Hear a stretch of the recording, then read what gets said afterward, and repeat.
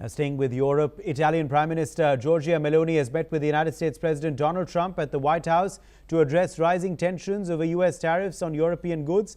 Meloni faces the challenge of balancing her support for Trump while managing European criticism over his tariff hikes. Reports suggest she is positioning herself as a bridge between Washington and Brussels, urging Europe not to retaliate despite previous criticism of Trump's policies. In Japan, Finance Minister Katsunobu Kato voiced concerns that the volatility triggered by U.S. tariffs could harm Japan's economic recovery. Kato is all set to visit Washington next week for the IMF and G20 meetings, where Japan will discuss currency issues with the United States.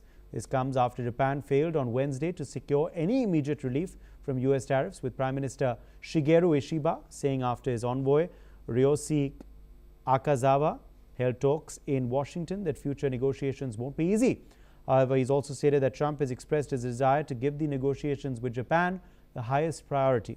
Here's what Ryoshi Akazawa had to say. しから米国の関税措置は極めて遺憾であるということを申し上げ、我が国の産業や日米両国における投資雇用の拡大に与える影響などについて、我が国の考えを説明した上で、米国による一連の関税措置の見直しを強く申し入れたところです。Meanwhile, Malaysia's trade and finance ministers will be traveling to Washington later this month to address the impact of the U.S. tariffs on the country. This move follows a consensus reached by ASEAN nations to jointly tackle tariff concerns with the U.S. As global trade tensions continue to rise, countries like Italy, Japan and Malaysia are working to navigate the challenging landscape of U.S. tariffs. In fact, Dr. Satoru Nagao, Fellow Hudson Institute, is joining us live from Tokyo in Japan. Dr. Nagao, welcome. Thank you for being with us today. We've got indications now that the U.S.-Japan talks will not be easy, but what is likely to be the middle ground on the issue of trade and tariffs? Yes, this is not easy, but at the same time, Japan has advantage this time because view from the President Trump, ally and partner are priority, he says. So that's why Japan is the first priority. And in case of Japan, Japan is the biggest investor last 5 years for the United States. Japan is the biggest investor. So that's why indeed Japan, if Japan invest more, in this case Japan has a cartel deal. So that's why this is the first advantage Japan has. And the second advantage is still Japan's defense budget is reaching to the 2% of GDP.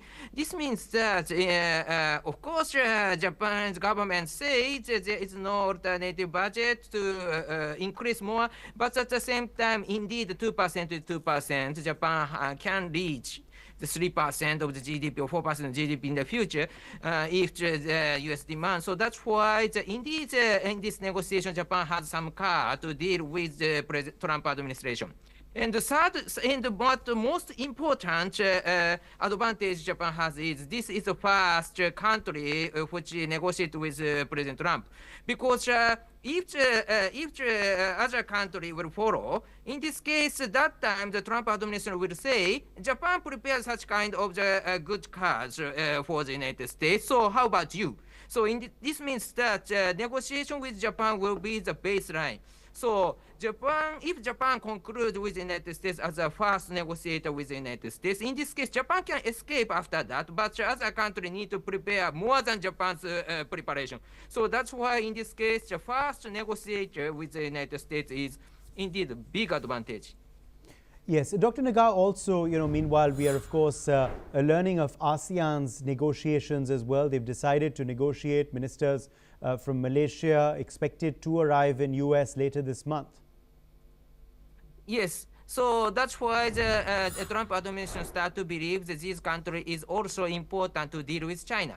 Because in case of the Trump administration policies, always their policy is related to China. When they talk about fentanyl, Canada, Mexico, China, all of the three are important, but Canada, Mexico, the tariff is postponed, but not China. So now the China's tariff reached 245%. This is crazy level. But for other countries, just 10%. So that's why, view from this situation, indeed they focus on national security or counter-China policy. And that view from this background, if the Trump administration try to negotiate with the Southeast Asian country, of course, the main topic will be China. Yes. So, Dr. Naga, also Trump- now talking about Europe, the Italian Prime Minister is in the United States currently. Could Giorgia Meloni, because of her closeness with the Trump administration, be a bridge for Europe and the US to negotiate on the issues of tariffs? Yes, in this case, both sides want Meloni will be the first representative of the Europe because view from the US side, Meloni is one kind of ally for the Trump administration. And view from Europe, this is a bridge between US and Europe. So she is very important. Both American side and European side rely on her. So that is the current situation, I believe. So that's why her visit could be the game changer, the relation between US and Europe. That is their wish, and both sides wish to be. All right. Appreciate you joining us, Dr. Satoru Nagao, with your perspective on that big story. Moving on now.